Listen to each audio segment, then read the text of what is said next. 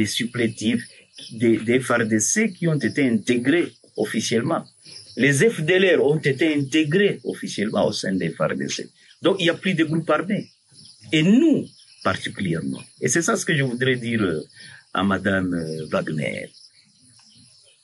Lorsqu'elle fait un faux diagnostic, un mauvais diagnostic, elle ne peut qu'aboutir à une mauvaise solution. Nous n'avons pas de problème avec ces groupes armés, parce que c'est des groupes armés qui sont au service du pouvoir. Nous avons des problèmes existentiels qui ne seront pas réglés par les groupes armés. Ce ne sont pas ces groupes armés qui gèrent le pays, c'est le gouvernement qui gère le pays. C'est à lui que nous devons nous adresser, et non pas aux groupes armés. La deuxième chose qu'elle doit comprendre, c'est que nous, nos revendications ne se résument pas, parce que je l'ai entendu parler des récompenses qu'il refuse de nous donner. Mais nos revendications ne se résument pas en une revendication de récompenses. Pour avoir fait quoi?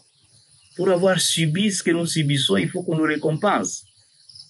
Parce qu'ils ont tué les nôtres, il faut qu'ils nous récompensent pour ça. Je crois que c'est immoral de dire cela. Mais nous avons des problèmes existentiels auxquels ils doivent apporter des solutions, des gouvernances. Ce ne sont pas des solutions, ce n'est pas un cadre où nous retrouverons avec les groupes armés qui résolveraient nos problèmes, non. Deuxième chose, et je voudrais qu'elles comprennent cela très bien. Nous ne nous battons pas pour des postes au sein du gouvernement. Nous ne nous battons pas pour des grades.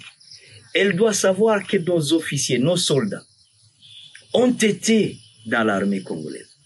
Ils y avaient eu des grades.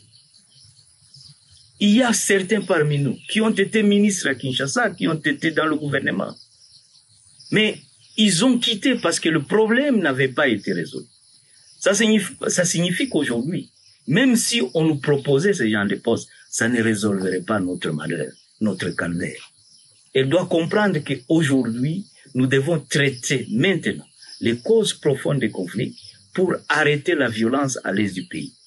Chacun de nous, si le pays devient paisible, et si chacun peut vivre là où il veut, nous avons une terre qui est fertile. Nous pouvons cultiver la terre, nous pouvons garder nos vaches, nous pouvons produire du lait, nous pouvons aller enseigner.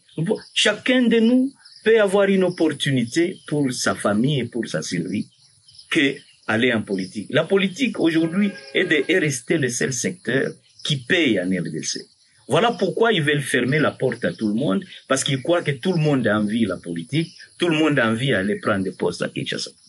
Mais nous devons l'apaiser pour lui dire que cela ne nous intéresse pas, qu'elle soit tranquille. Ce que nous voulons, c'est de parler avec eux pour régler des questions qui sont liées à la gouvernance du pays, une gouvernance qui nous tue, une gouvernance qui nous envoie en exil, une gouvernance qui ne nous permet pas de faire vivre nos enfants demain et après-demain.